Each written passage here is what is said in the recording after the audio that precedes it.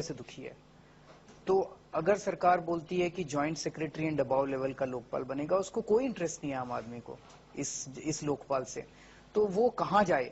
हमारा ये प्रश्न है कि एक आम आदमी जिसको जो वो दिन ब दिन भ्रष्टाचार से रूबरू होता है अपनी जिंदगी में, वो कहां जाए?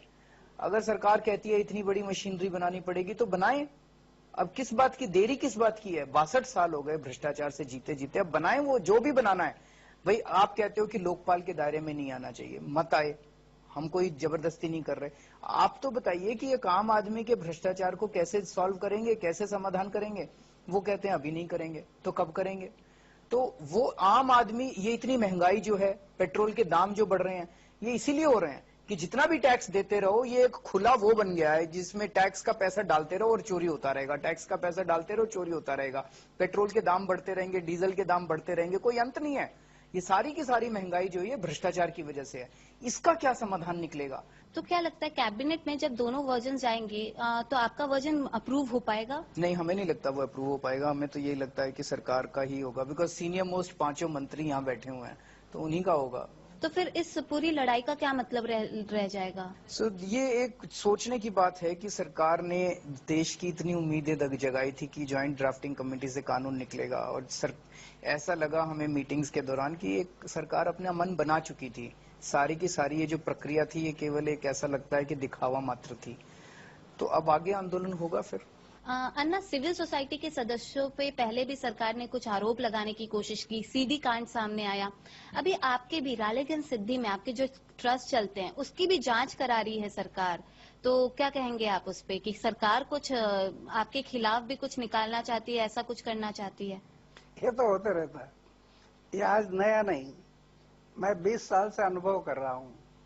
जब जब मैं आंदोलन करता हूँ तब तब सरकार, एक ही सरकार नहीं, अलग अलग सरकार, वो मेरी जांच शुरू कर दी। अन्ना के संस्था में कुछ मिलता है क्या? अभी कई लोग छोड़े उधर, अभी भी गांव में घूम रहे हैं, और हमारे संस्था के धर्मदा आयुक्त में एप्लीकेशन देकर वो जानकारी मंगा रहे। अरे हम कुछ रखे नहीं अपने जीवन में, आपको क्या मिलेगा? पूरी यंत्रणा लगाओ, कोई फर्क नहीं पड़ेगा, हमें गारंटी है। क्योंकि हमें विश्वास है ना।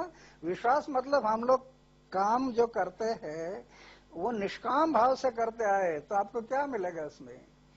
और अभी अभी अरविंद जी ने बताया कि लोकपाल में इतनी बड़ी मशीनरी खड़ा करना, ये क्या सही? अरे इतनी बड़ी मशीनरी खड़ी करना आप बोल रहे हैं, आज जो आपकी मशीनरी है, सरकारी तिजोरी में जो पैसा इकट्ठा होता है, जनता का पैसा, एक भिखारी अपना टैक्स भर रहा है, ये सब जनता का पैसा जो है, उसमें से 75% पैसा तो आपकी गाड़ी, बंगला, कार, ये एयर कंडीशन, इस पर खर्चा हो रहा है। ये क्या मशीनरी कम है? आज हाथ में क्या आ गया? इतनी बड़ी मशीनरी की 75% पैसा आप व्यवस्थापन खर्च कर रहे हैं, 25% में भी करप्शन है, तो कैसे विकास करेंगे? कहां से विकास के लिए? आज कर्जा का ब्याज भरने के लिए आप फिर कर्जा ले रहे हैं, तो क्यों ना करें इस बात को? आप करके देखो। आज जो 75% पैसा आपका मैनेजमेंट पर खर्चा हो रहा है, ये सिस्टम अगर बनाए लोकपाल की, तो वो 75 से लेकर 40% पर आ जाएगा। और आज जो आउटपुट कुछ नहीं मिल रहा, वो आउटपुट आपका बढ़ेगा, लोग काम में लग जाएंगे। सबको डर पैदा होगा, अगर मैं नहीं काम किया तो मेरे को ये सजा मिलेगी। सब काम में लग जाएंगे, इस देश की पैदावारी बढ़ेगी। ये उनको समझ में नहीं आ रहा।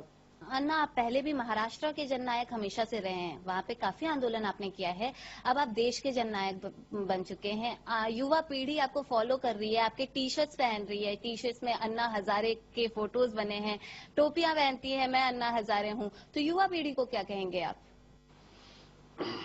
युवा शक्ति तो मेरा आशा स्थान है। मैं अपने लाइफ में ये आंदोलन में नहीं, पहले से मैं युवकों को जगाने का प्रयास कर रहा हूं कि वियतनाम जैसे देश बनाए वो युवकों ने बनाया, अंगार से जापान खड़ा हो गया, युवकों का योगदान है।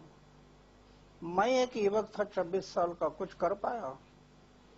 तो मेरा आशा स्थान युवक है और मुझे विश्वास लगता है कि हमारे देश का युवा शक्ति अगर जग जाए तो कल का भविष्य दूर नहीं है, इस देश का, इस समाज का। और मुझे बड़ा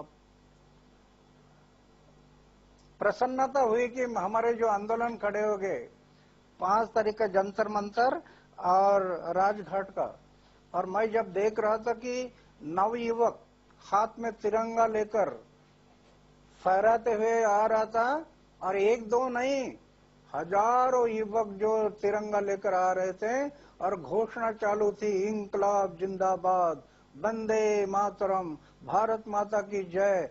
ये मेरे लिए एक आशा के किरण था।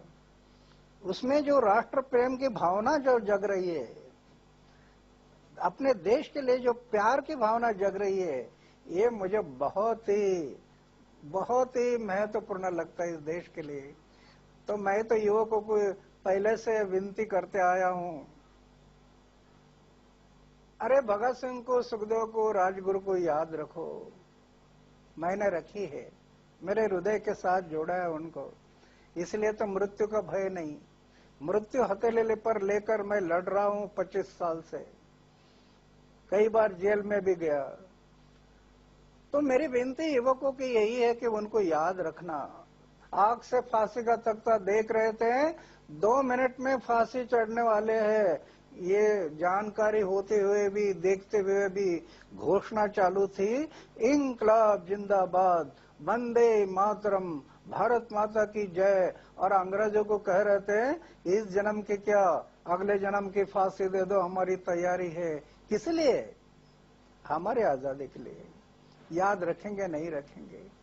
लता दीदी ने जो गीत गाया ना, ये मेरे वतन के लोगों जरा आंख में भर लो पानी, जो शहीद हुए उनकी जरा याद करो कुर्बानी। वो कुर्बानी की याद अपने हृदय के साथ जोड़ना है।